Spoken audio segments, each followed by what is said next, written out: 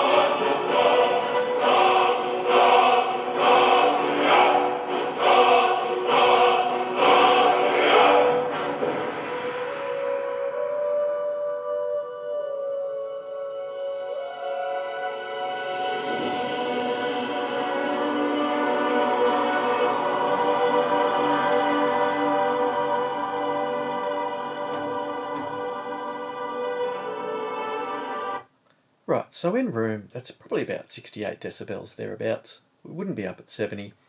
I'm about 1.5 feet behind the camera, just speaking very softly or very normally. And we're peaking pretty much where we should be on a recording to keep the headroom and have it the way it should be. Now, there's been a PlayStation patch. Let's just, there's a couple of bits of housekeeping I'd like to address. A few things in this video I'd like to look at. There's been a new update for the system on the PlayStation, and the controller feels more responsive across all the titles I've been testing. Now, I will be fair, I use a USB cable to my controller. I like zero latency where possible, or as little latency as humanly possible. And to say that in every single game, and I tested a handful plus, a couple of handfuls, the responsiveness of the controller has just, for some reason, gone up massively with the latest update. So there was something else with that update. When I fired up Yotei, Ghost of Yotei, the particular outfit I'm wearing is like a straw outfit. I'll fire it up in a second. And under the PSSR2 model that's come to the game, which is vastly improved, I notice it in the shadows at mid-distance. They're not super blurry to the point where it, about 10 days after the game came out, or within the first month, there was a patch, and it just destroyed the shadow distance to the middle distance of the screen. The shadow detail was really soft. And as someone that configures PCs, I wouldn't set my settings to make shadows look that bad. And then with the PSSR2 update that came out just recently, the shadows were improved. And so everyone's challenging me saying, oh no, PSSR2 hasn't come to Ghost of Yotei. And it's like, man, trust me, it has. Because I've now actually started playing the game again. The graphics look really good. But I noticed when I upgraded my outfit, with the straw outfit, it was really pixely. It was one of the things that didn't upscale well. And then there was a 1.6 gig update just a few days ago, and the game has fixed the straw outfit. Now, it might have come with the system update. It might have been a PSSR2 update. I'm not sure. But whether it was the Yotei update, whether it was the system update, really happy to have gotten the reduced latency on the controller. So, why are we recording in linear PCM? Why is this a sound recording? I've put a new USB cable in line. And everyone out there would argue that USB cables don't make any difference whatsoever. Now, this is just an Wi-Fi cable. Arguably, it's quite budget. Arguably. For me, it's equal to the most expensive USB cable I've ever bought previously, but that's 20 years outdated technology, and a lot has come forward in that time. And I've certainly played with a lot of Wi-Fi USB adapters, and found they've given epic improvements to certain sound, certain sources, dare I say. And so whilst I found it really hard to configure phones to sound equal to a good digital transport, if you go in and go into your phone menu and tweak off touch to wake screen and tweak off all sorts of sensory things, proximal sensors, all your Wi-Fi, all your Bluetooth, basically, if you turn off about 25 settings, it's just about nearly 30 settings in your phone, you can almost make a phone sound as good as a budget digital audio player for their USB audio output. And a budget digital audio player will generally flog a lot of cheap streamers. Things like, I think the Blue Sound, the Weem. I mean, you can improve a Weem by taking your high-powered power pack that came with phones about 6 years ago. That can improve the power going into a Weem, and that can improve the digital transport nature of it. But it's all about power regulation. There's a lot to USB audio. People say all zeros and ones are perfect, but it's not actually how it works. When USB is transferred down a cable, this is USB audio or digital audio, it's actually transferred as an analog wavelength, and depending on where the peaks and the troughs of that signal wave land in terms of the time domain, a 0 can become a 1 or a 1 can become a 0. Now, pundits of all digital is perfect will then say, oh, but the error correction will correct it. Now that's true, but when you start playing with really high-end audio, less error correction is more.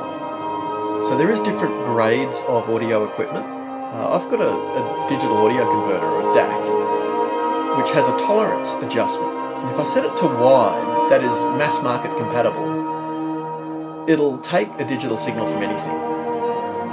But if I set it to tight, sometimes it'll reject like crappy phones or budget digital audio players, or some of those bits of equipment with a better USB cable, it won't reject.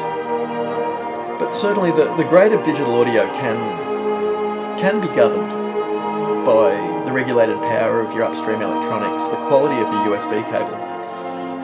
And I briefly toyed with a $100 DDHifi USB cable. In their lineup it was flagship. And it was only 30 centimetres long, but wowzers did it improve the audio. And I was like, okay, if USB audio has come this far in 20 years that I can spend a quarter of the price point and get a better cable, it made me want to toy with better USB. So we might just come out of that, jump over to some other well-sounding. So Skyrim is good because we've all heard Skyrim. Yote is good because I can look at the PSSR2. The soundtrack in Yote can be really nice if I sit beside a fire and strum my instrument. But anyway, I've just put this. Ooh, nice. I've just put the.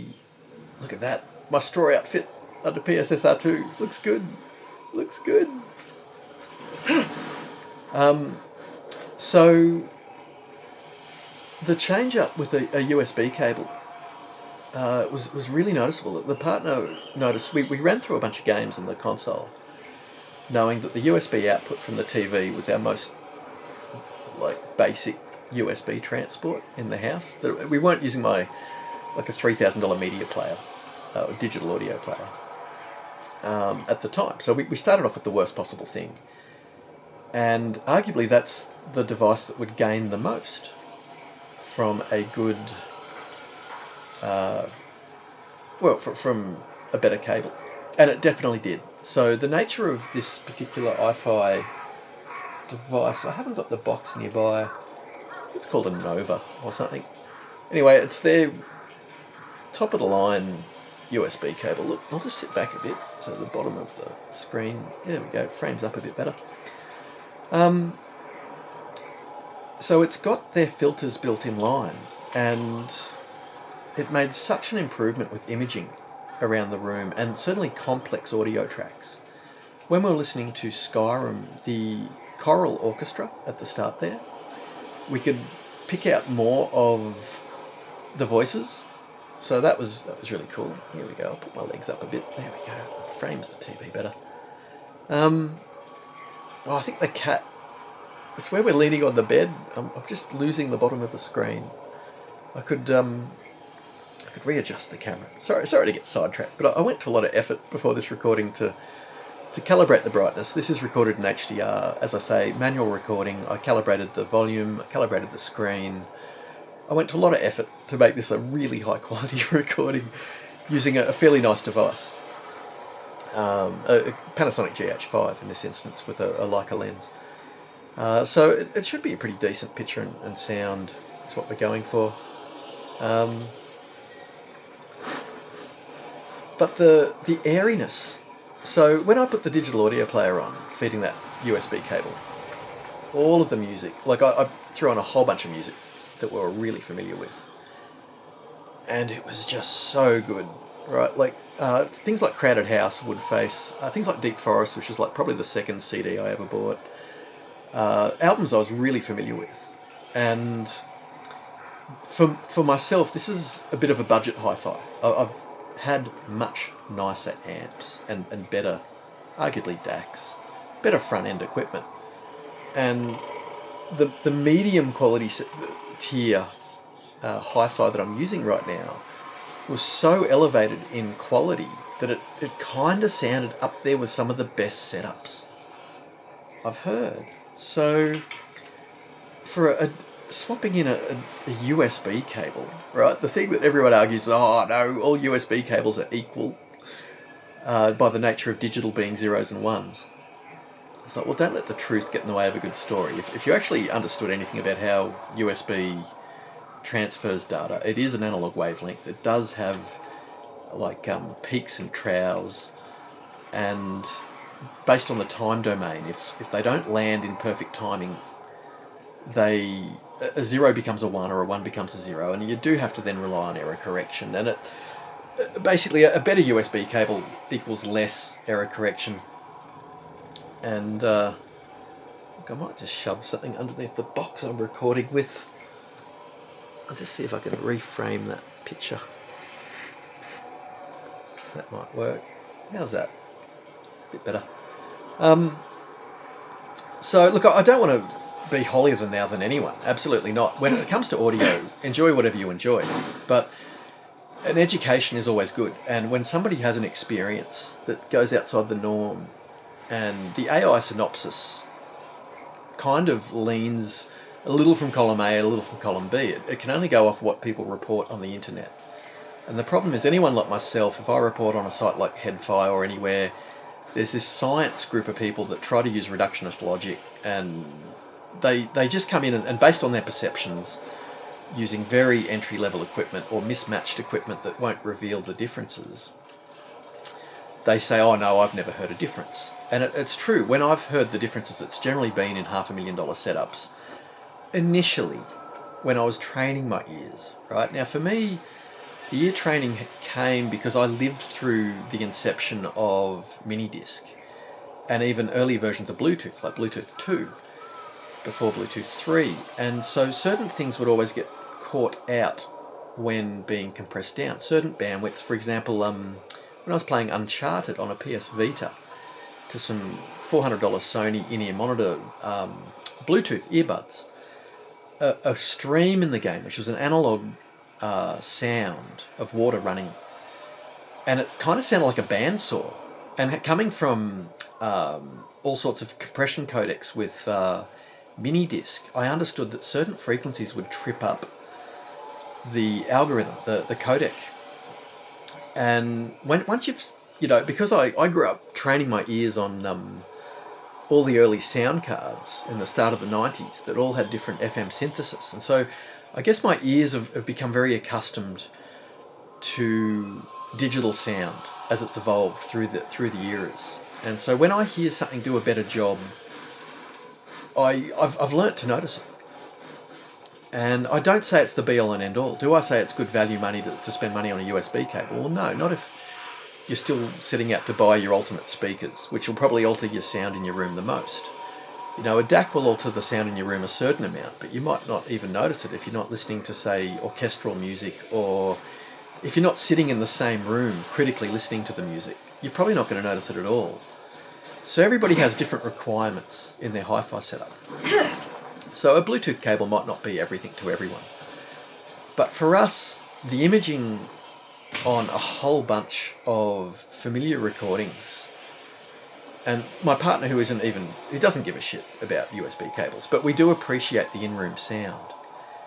And what actually tweaked us to understand that USB cables would make a difference was actually the wife of an actuary friend, a fellow that had basically unlimited budget in his hi-fi, and he likes to put things to the test, and he'd borrowed from a hi-fi shop 3 USB cables, one priced $50, one priced $500, and one priced $1,500. And he was happy using a $4 USB cable on the sound logic of USB as digital.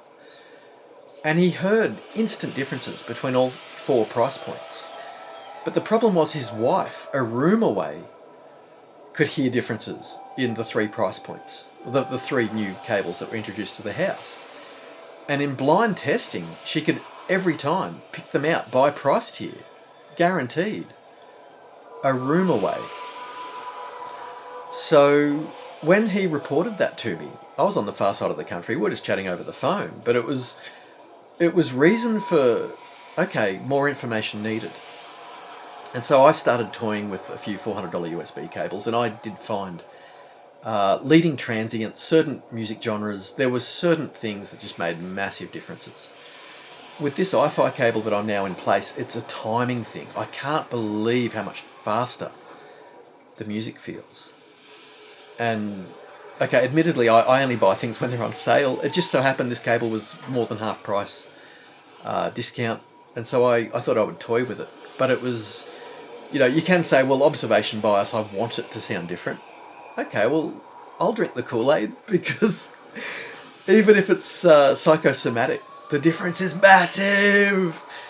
But as I say, it's allowed me to enjoy my sound setup in ways as if I was running a really high-end setup.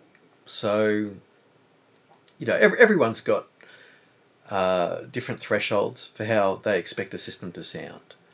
For me, running in, and Skyrim is a bit of a given because I've got thousands of hours in the game across PC, across good DACs, across fibre optic output. I mean, the best Skyrim soundtrack is using the PC, using a mod of the PS3 soundtrack, which was linear PCM at a high bitrate recording. And it sounds the best. So if you're going to play on PC, if you're going to run a mod, do it. Get the PS3 soundtrack. It just sounds really good. But there's lots of ways to find familiar bits in games and to know how they should sound. And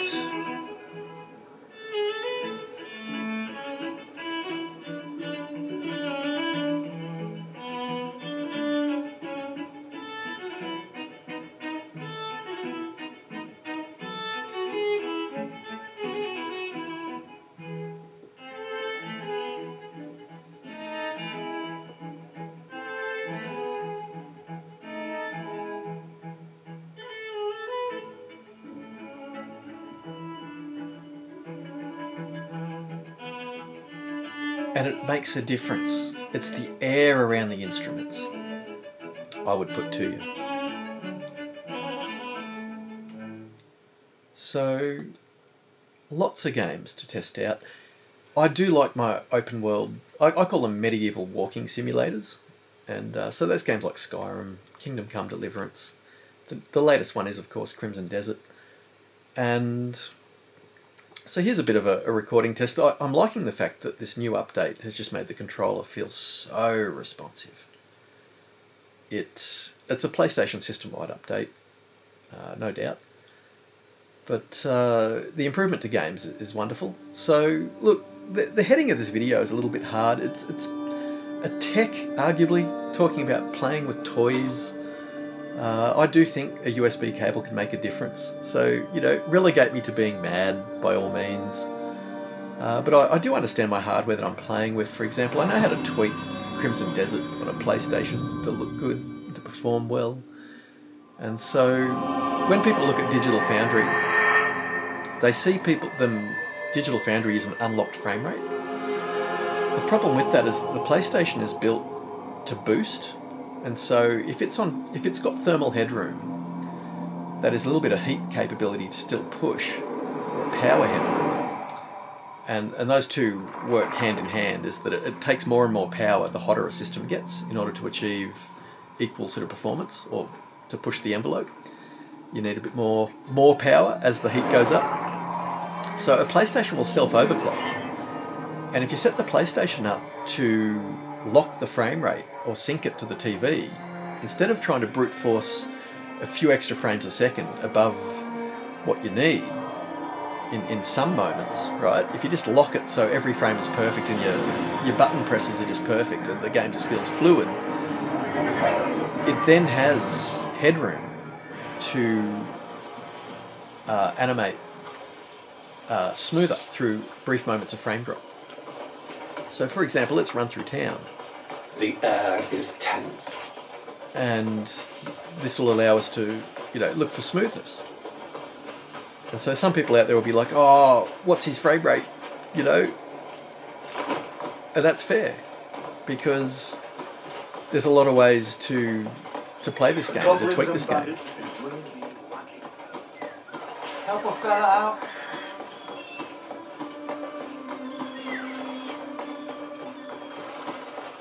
Oh, see some out of stamina. But it is a very impressive game. I thought I smelled that colour. I mean, I should probably drop my shutter speed down to let a bit more brightness into the camera so it can peak up. Change my in-game settings to make it even peakier. But it is such a pretty game. And I mean, I should change my camera turn speed so the controller can be more impressive.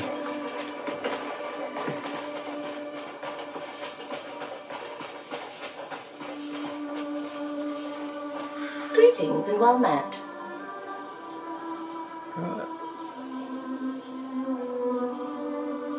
So I was told to change the sharpness down to about somewhere between 35 and 40, otherwise the PSSR2 is too sharp and it affects all the chromatic aberration effects and a few things in game. I do think in the recorded footage I'm capturing here it's a little bit too contrasty. Again, I should open up the shutter a bit to capture more highlights. But Anyway, a bit of a sample footage. I was hoping to get a bit of familiar music in this game going on. I suppose if I walk out of town and find a fight, we get the fight music, which anyone who's been watching this game play on a bunch of people's systems will have heard the fight music, although I think with the latest patch, a couple of patches ago, they added 3 more songs for fight music in-game. It's been getting some awesome patches. It has been certainly... I sort of think they're trying to please everyone. Which, I mean, you got to sit on a fence sometimes. I mean, you kind of don't want to sit on a fence; it makes you a pain in the ass. But yeah, I think the developers might be caving a little bit, and giving everybody what they want. Now, I like personally the double tap the run button to start running rather than holding the button down.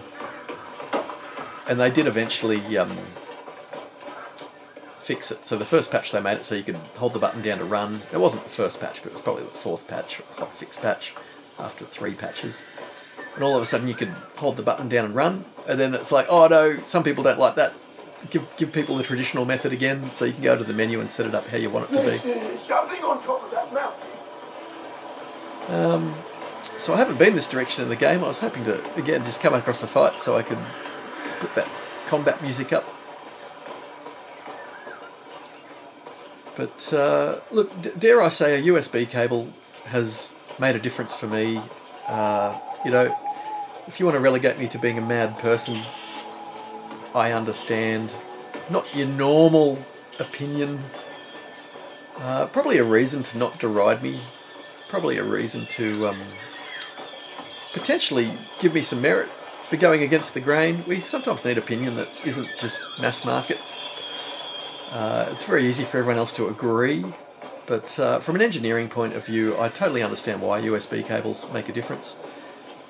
It's not a reductionist logic you can bring to it. It is true on the entry-level area of the market where everything is digital compatible.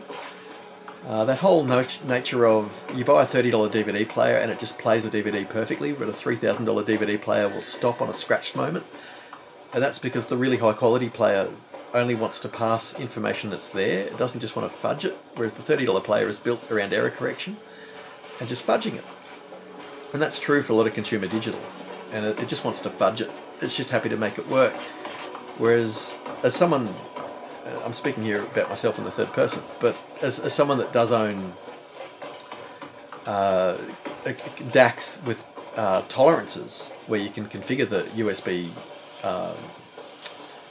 the tolerances of what it's willing to accept. And if you make it tight tolerances, i.e. high fidelity sound, it sounds much better, right? But it does then reject a lot of really low grade equipment that's just passing, you know, digital compatible signals with lots of error, with lots of, you know, guesswork involved. And the tighter you get it, the more the depth of your sound field becomes, the more isolation of instruments. So a lot of symphonic music sounds a lot better if you get tight tolerance equipment.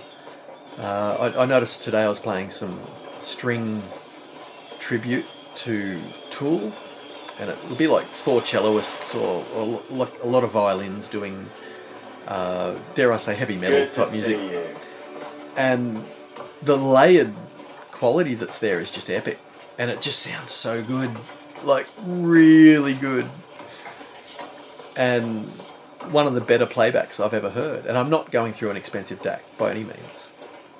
Kind of just passing it through almost a consumer grade CD player with a USB digital input from, as I say, my you know, a range of digital audio players, or in this case we're getting sound from my TV. So, you know, not all digital is the same. And it is worth a little bit of investigation. I would say anybody out there that's using a $5 USB cable that came free with a phone or some other device, maybe go to your hi-fi shop, your local bricks and mortar hi-fi shop, and if they're worth, if you've visited there frequently and they know you as a customer, they might let you buy a half-decent USB cable under the conditions of you can bring it back if you don't think the placebo, right, I use air quotes here, if you don't think the placebo of having it installed makes it any difference, right? So, devil's advocate. Maybe it's placebo. Maybe it's what you think it is. maybe. But as I say, my partner couldn't believe the differences that this USB cable put in place. And she's pretty sound. For us, it's hearing lyrics clearly on albums that we've never quite heard the lyrics in a particular passage of music, right? It's not placebo when all of a sudden you hear lyrics you've never clearly heard and can actually make out words. Or you can hear layered instruments or extra instruments in the background of a song. I'm trying to think. There was one of the third albums we played. There was some. It was A Crowded House. It's Only Natural. And there's a couple of high frequency notes on a piano that perks up a couple of times through the track. And it's kind of, on a really average stereo system, it's just, in the background of the song, and you sort of don't even pick it out separate to the rest of the setup. On a good CD player, it'll certainly isolate those two notes being played on the piano, or those piano notes in the high frequency registers of the piano. But when we had this USB cable in place, the texture of those notes was like, and I was a room away making coffee where they kicked in. It was just like, wow. Rebecca Pidgeon doing McDougall's Men. There's a bit in the song where she just goes through the registers with her voice, and the texture in it. I mean, I was in tears come a few bits of music, because it was like, wow, this is the best I've ever heard it, right? And it was peace of mind when a several $100 USB cable all of a sudden proves its worth. You're like, wow. Maybe I was just tired, don't know. Maybe. But it sounded good. So, food for thought. Sorry I couldn't get some combat up in this game. I did want the music, the combat music to kick in, because it certainly sounds good. But the airspace of these games using USB, we're not using surround sound here, right? Got a couple little bookshelf speakers. Oh, here we go. That's what we wanted. Bandit Camp. So hopefully someone will come and attack me. Well, there we go. They're up there. Oh, bugger. They've got the advantage. High ground! Ah! There we go. Let's go bug catching. You reckon they gave up their high ground to run down and come to my level? No, they definitely haven't. Ah! Okay, let's see what we can do here.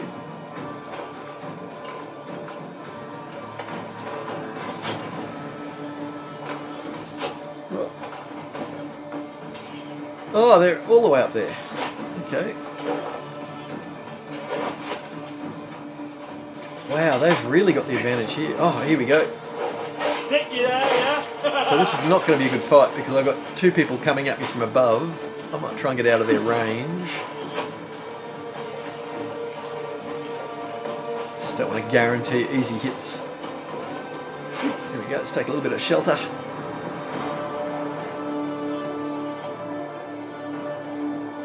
Enjoy the soundtrack.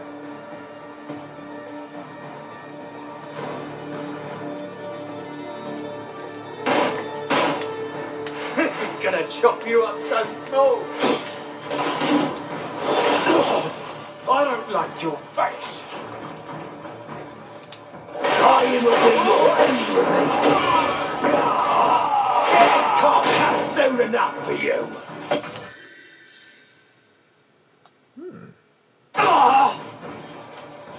Oh, it'll all be over in no time.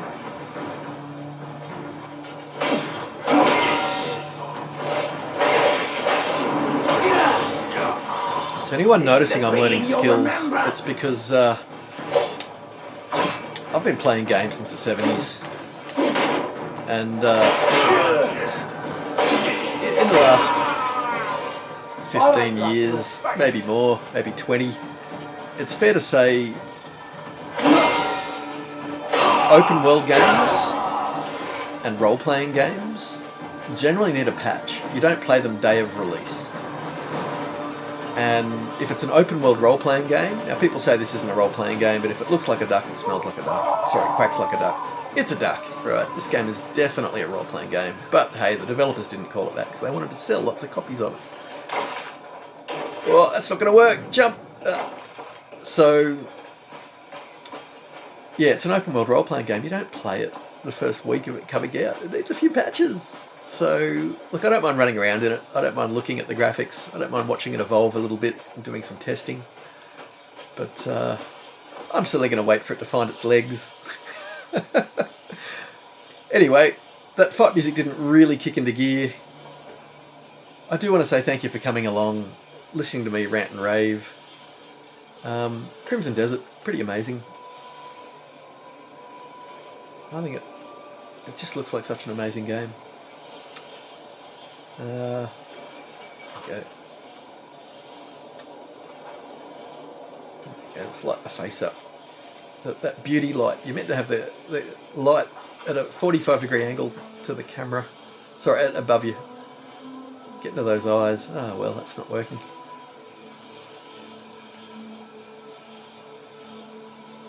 So we really should change that sharpness. There's a soft bit of music. And some wispy wind. Anyway, White Dragon, complete nutter, believes in USB cables making a difference to audio.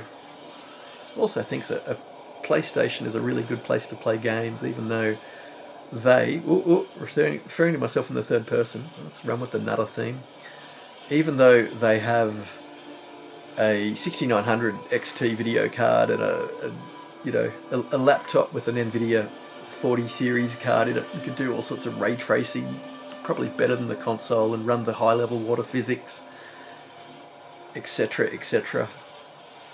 I play on console because they're just fun, right? They don't take my time as decades of being a PC tech and optimizing gaming systems, running dual video card setups and highly overclocking systems and water cooling and all the fun. Now, I like Linux. I like game on Linux.